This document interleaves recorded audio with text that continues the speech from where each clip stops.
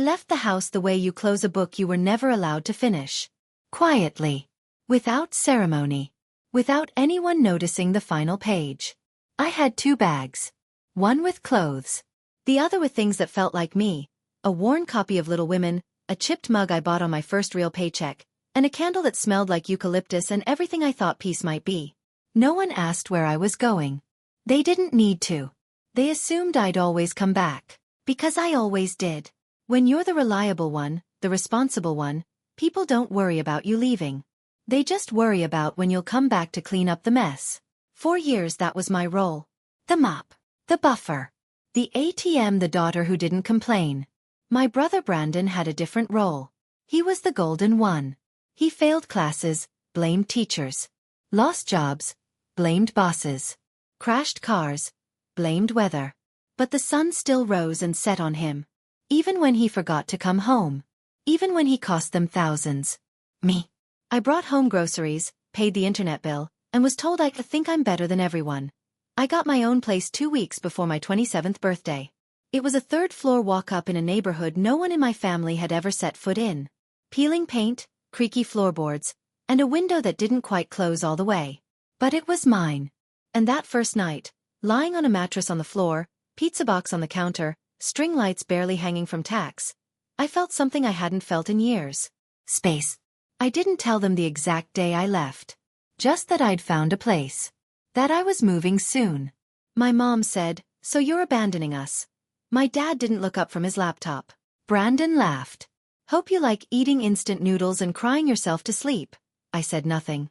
Just smiled and picked up another box. After that, the phone calls started. First it was Mom. Then Dad. Then Mom again. Not to say they missed me. Not to ask how I was. But to ask if I could just cover the electricity until Dad's next check. Then it was gas. Then the car insurance. Then Brandon's phone bill. I paid. Quietly. Like always. By month 3, I started writing everything down. Dates. Amounts. Reasons. $94.76. Electric $132.10. Groceries $400. Brandon's startup idea, $226.35. Water heater repair $1,700. Final mortgage notice. At first, it was about keeping track. But eventually, it felt like building a case. Not for court. For clarity. For myself. Because when you're raised in guilt, you start to doubt the weight of your own exhaustion. I brought groceries home one weekend. Just like old times. Mom barely looked at the bags. Dad muttered something about how I should have gotten the name brand orange juice. Brandon was on the couch playing video games, still using the same controller I bought him in 2015. I asked him to help bring in the last bag. He didn't even pause his game. "You moved out," he said. "Figure it out." That night, I sat at the edge of my old bed and realized I didn't live there anymore. Not just physically, but emotionally. Energetically. That house wasn't a home. It was a debt collector with curtains.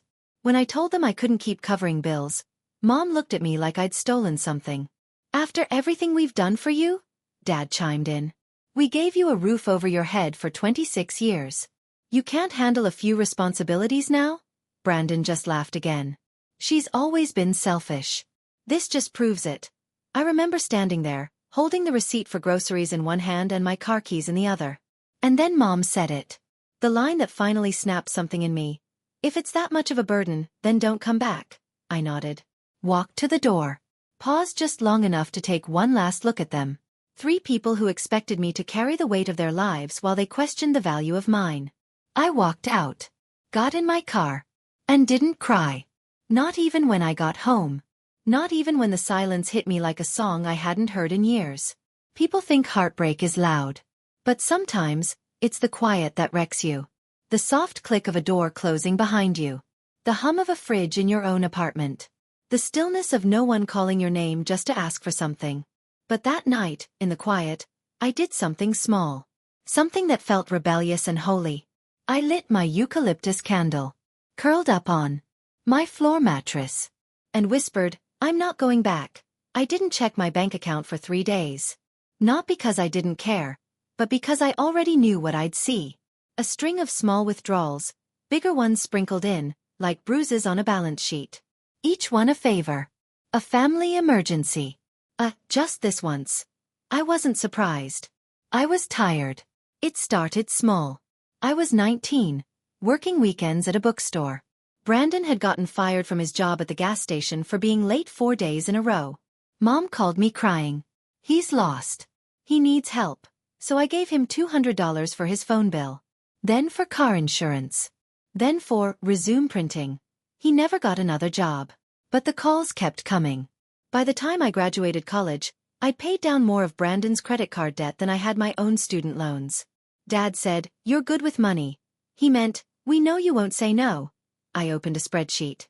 The kind I used for budgeting. Just headers at the top. Date, amount, for who, why. I started filling it in from memory. Every transaction. Every text. Every guilt-laced phone call. I scrolled back through my banking app. The entries blurred together like raindrops on a windshield. $45. Gas for Dad's car $90. Groceries for Mom $220.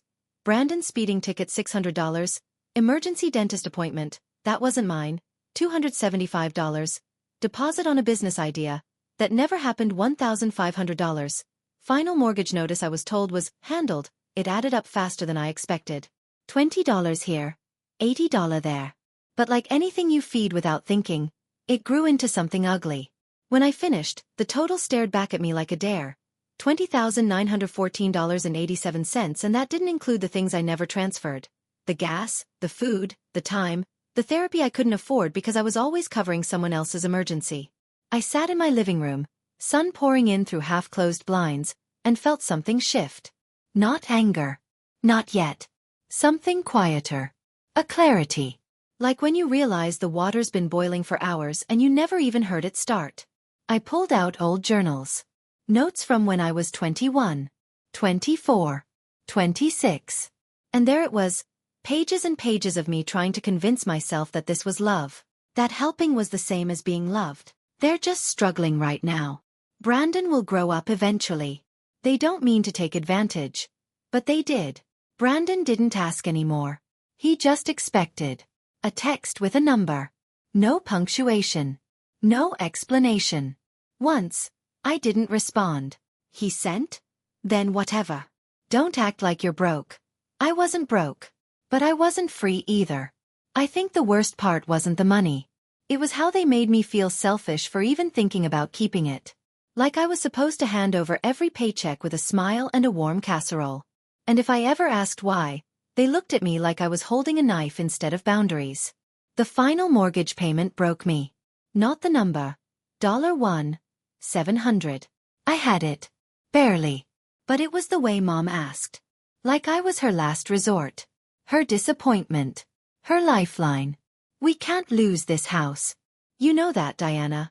As if I hadn't been keeping it standing with duct tape and deposit transfers for years. I sent the money. Immediately. Then sat on the floor and cried into the sleeve of my sweatshirt. Not for them. For me. Because I knew they'd do it again. I once read that love isn't about giving endlessly. It's about receiving in return. But in my family, love meant debt. Measured in favors. Calculated in silence. And when you tried to collect even an ounce of care back, you were the villain. A week after the mortgage payment, Brandon posted a photo of himself at a casino. New shoes. Drink in hand. Caption, "Some of us live." I stared at the screen. My hands didn't shake. My heart didn't race. I just blinked. And blocked him. Then came the text from Mom. "We need to talk. You're acting distant again." I didn't reply. That night, I pulled out my candle again. The eucalyptus one. The one that smelled like who I was becoming. I opened my notebook, flipped to the last page of my spreadsheet, and wrote a new entry. March 3rd, $0. For me, no more. The last time I went back, I brought groceries. 3 reusable bags. Filled with everything I knew they liked. Chicken thighs, salted butter, the good kind of cereal they used to say was too expensive until I started buying it. It was a peace offering. A reflex. A small, quiet hope that maybe things had shifted. They hadn't. Mom barely looked at the bags. She was at the kitchen table, sorting unopened bills into a drawer like hiding them would make them disappear. You didn't bring almond milk? That was the first thing she said. I placed the bags on the counter. Dad was in the living room, half watching the TV, half scrolling his phone. Brandon was sprawled on the couch. Again. Same hoodie from 3 years ago. Still stained from takeout. He looked at me once. Then back at his screen. I moved through the house like a visitor, tiptoeing through someone else's mess. But it was still mine in all the ways that mattered. The photos on the wall, the chipped tile in the hallway I once slipped on. The dent in the stair rail from the time I dropped a box moving in after college. This place held so much of me. And yet none of them seemed to remember that. I asked Mom if the mortgage was okay now. She looked up slowly, as if the question was offensive. Why are you asking that? Because I sent money 2 weeks ago. You said it was the last notice. She sighed. Deep and dramatic. Then turned to Dad. Tell her. He muted the TV, but didn't make eye contact. We used it for something else, he said flatly. I blinked. What? Bills piled up. And Brandon needed some help. My hands tightened around the counter edge. You told me you were about to lose the house. We are, Mom snapped. Everything's falling apart. And all you do is criticize. I took a breath, held it. Let it go. I gave you over $1,700. And you didn't even tell me. Brandon finally spoke. Jesus, you're still keeping score? You've always had a martyr complex. I turned to him. You're 31 and you don't pay rent. He shrugged. Maybe you should have stayed. But you wanted to go play grown up. Something in me cracked. Not loud. Not sudden. Just the quiet break of a thread that had been fraying for years. You told me to leave, I said to Mom. She rolled her eyes. That's not what we meant. You said, if it's that much of a burden, don't come back. Remember? Her face twisted. We were upset. You always twist our words. No. I remembered every syllable. Because I carried them around like a burn mark. I picked up my car keys. Dad turned back to the TV. Brandon picked up his phone. Are you seriously leaving already? Mom asked. Yeah, I said. I am. She laughed bitterly. You really think you're better than us now, don't you? I stopped at the door. Not because I doubted myself, but because part of me still wanted them to doubt what they were saying. They didn't. We're your family, Mom said. And you owe us that much. No, I replied. You just assumed I wouldn't stop bleeding for you. The hallway was quiet. Colder than I remembered. Like the house itself was bracing for the echo of the door closing. I paused once outside. Just long enough to feel the wind. Then I got in the car and drove away without looking back. That was the last time I saw them in person. I still have the receipt from the groceries. Crumpled in my glove compartment. Not because I need the refund, but because it's the proof I gave one more chance. When I got home, I unpacked my own groceries. Made dinner for one. And for the first time, I didn't feel like I was missing anything. I didn't feel like I was failing someone. I felt free. I blocked them all the next morning. No warning. No dramatic message. No final statement typed out at midnight and rewritten 12 times. Just block. Dad. Brandon. My phone didn't feel lighter. It felt quieter. Like the air had changed. Like there was suddenly more of it. People think cutting off your family feels like freedom. Like joy. Like dancing in the street. It doesn't. At first it feels like failure. Like being the only one who didn't figure out how to forgive enough to survive. But over time, that guilt begins to dry out. To peel away like dead skin. To show what's really underneath. And for me, underneath it all was peace. The apartment was still small. The floor still creaked when I walked past the fridge. I still had 2 mismatched chairs and a lamp that leaned slightly left. But now it was mine in a new way. Because no one was calling to collect from it. No one was guilt-tripping me through the speaker. No one was texting me cryptic, "We need to talk." Messages like emotional landmines. I started sleeping better. The kind of sleep that sinks into you. Where you forget what day it is, and you wake up with your fingers unclenched. I stopped checking my phone first thing. I lit my eucalyptus candle. I played music I hadn't listened to in years. I wrote. Just for me. Nothing to show. Nothing to prove. And for the first time in my adult life, I started spending money on myself. A new blanket. A coat I'd always wanted but never justified. A weekend riding class that met in a little sunroom 2 blocks away. No one questioned it. No one said, "You're being selfish." No one whispered, "We really need that money more." 3 months passed. I didn't call. They didn't call. And then one day, a voicemail came in from an unknown number. I let it sit. Stared at it like a splinter beneath the skin. Finally, I listened. "Diana, it's your father. I know you don't want to hear from us. But things are bad. The bank sent another letter. We're behind. We're going to lose the house. We really need you. Your mother's upset.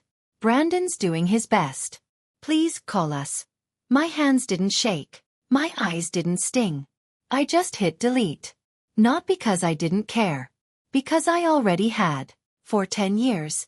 The next day, Mom called from a new number. I didn't answer. Brandon texted from an old account. Just one word, "Seriously?" "Yes. Seriously." 2 weeks later, I got an email. No subject. No greeting. "If we lose this house, just know it's because you walked away." And there it was. Not a cry for help. Not a thank you for the $20,000 I already gave. Not even a sliver of accountability. Just blame. Like I was the crack in the foundation, instead of the only one who ever tried to hold the roof up. I stared at that email for a long time. Not sad. Not angry. Just stunned. At how deeply they believed I was the one who owed them something. I opened my notebook again. Flipped past the budget, the ledger, the memories. I wrote a new page. If they lose the house, it's because they used the keys I gave them to lock me out. Some people don't change. Not because they're incapable, but because they never needed to. Someone else was always carrying the weight. Cleaning the mess. Quietly patching the holes in the floor. Until they stopped. And then the house began to fall. Not because of neglect. Because of truth. It wasn't mine to save anymore. The thing about peace is that it makes space for suspicion. When your heart stops racing, your mind has time to ask questions. Dangerous ones. Quiet ones. The kind that sit in the back of your throat until they demand to be spoken. For me, it was this. What if they were never behind on the mortgage in the first place? It was a thought I pushed away. At first. Because no one wants to believe their own parents looked them in the eyes and lied for money. But the number, $1,700, the one they said they needed to save the house, it never showed up on the account. The account was still linked to me.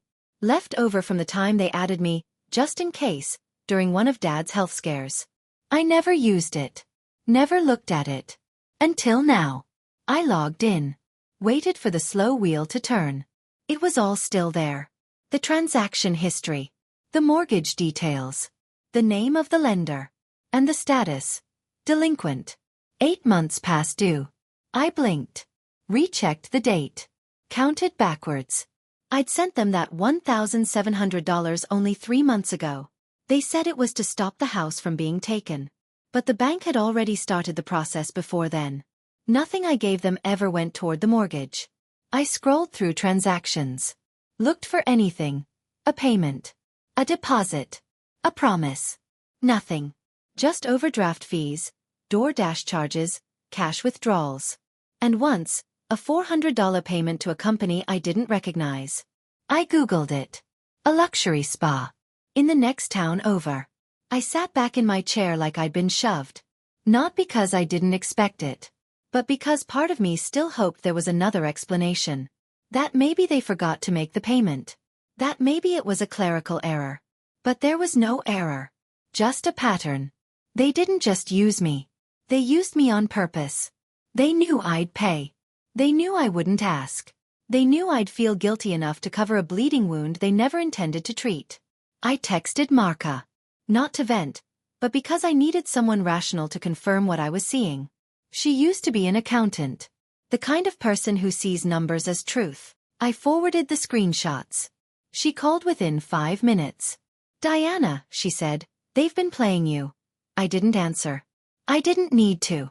I spent the next hour printing everything. The bank history. My spreadsheet of what I'd sent them. The emails. The voicemail transcript. Not because I was going to court. Not because I was planning a confrontation. but because part of me needed the paper trail. Proof that it wasn't just in my head. That I wasn't the ungrateful daughter. That I hadn't imagined the drain. The silence. The slow bleed of my identity. I slid everything into a file folder. Labeled it in black ink, "This is why." And then I put it away. Because I didn't need to convince them. I only needed to remind myself. The next voicemail came a few days later. This time from Mom. "You're really going to let this happen? We're your parents. How could you be so heartless? How could you abandon us like this?"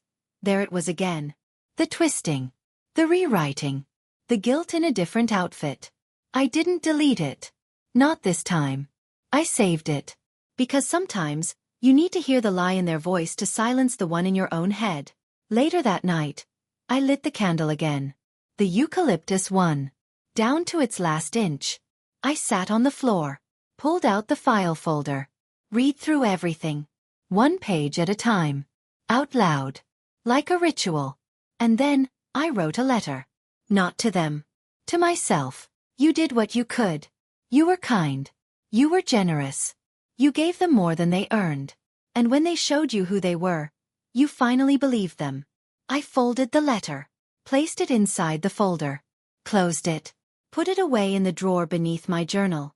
A drawer filled with things I don't look at often. But never throw away. Not because I want to remember them. But because I want to remember what I survived. They called again. This time, I answered. Not out of guilt. Not out of hope. Just to end it. Mom's voice came first. Clipped and shaking. "We need to talk," Dad's voice followed. Flat. Rehearsed. They gave us 30 days. After that, we lose the house. I waited. Waited for the apology that would never come. Waited for the truth. Waited for anything real. It didn't come. Instead, they tried to barter in old guilt. "We raised you. You wouldn't even have a degree if it weren't for us. We're your family." I listened. Every word. Every sigh. Every half-truth disguised as love. Then I said one sentence. "I gave you $20,000, and you lied to me." Silence. No apology. Just Dad clearing his throat. We needed it." Brandon's voice came in from the background. "This is what she does. Makes everything about her." I almost laughed. Almost. But I didn't. "If you lose the house," I said, "it's not because of me. It's because you treated me like a wallet with a heartbeat." Mom gasped. Like I'd cursed. I hadn't. I just told the truth. I ended the call without another word. Not out of cruelty. Out of preservation. Because some goodbyes don't need slamming doors. They just need finally being willing to walk away without leaving a trail behind. They emailed again 2 days later. Just a line, "Hope you're happy with yourself." I didn't reply. Because I was. Not joyfully. Not triumphantly. But peacefully. Happiness didn't look like a party. It looked like grocery shopping without mentally budgeting for someone else's milk. It looked like reading in silence. Sleeping in. Not needing to explain my no. It looked like freedom. People in my life, friends, co-workers, they still ask questions sometimes. "Do you talk to your family? Do you ever think about reaching out?" And I say this, I didn't walk away from my family. I walked away from being used. From being the backup plan. The guilt sponge. The emotional accountant of people who never intended to pay anything back. There's no court record of what happened. No scars you can see. But some of us carry our grief like ledgers in the chest. Pages filled with every time we said yes when we wanted to say, "This is hurting me." The house went into foreclosure last fall. I found out from a neighbor. She texted me a photo of the for sale sign. The house looked smaller in the picture. Empty. Sun-bleached. The windows were still the same. But the weight behind them was gone. I never drove by. Didn't need to. Because that house was never mine. Not really. I was just the scaffolding. Holding it up until they no longer needed me. Until I collapsed. But here's the truth. I didn't collapse. I walked away. Quietly. Fully. And finally. There's a note on my fridge now. Just a sticky. Black ink, fading slightly. "You weren't the villain. You were the exit plan." Every time I open that fridge, every time I make dinner for one and light my candle and sit in my quiet, creaky apartment, I remember that I chose myself, not out of cruelty, but because no one else ever had. Sometimes the people who raise you also raise the version of you that lets them get away with everything. But one day, you look in the mirror and realize the reflection isn't yours anymore. So you walk away. And you don't look back. Not because you're heartless, but because you've finally made space for your own heart.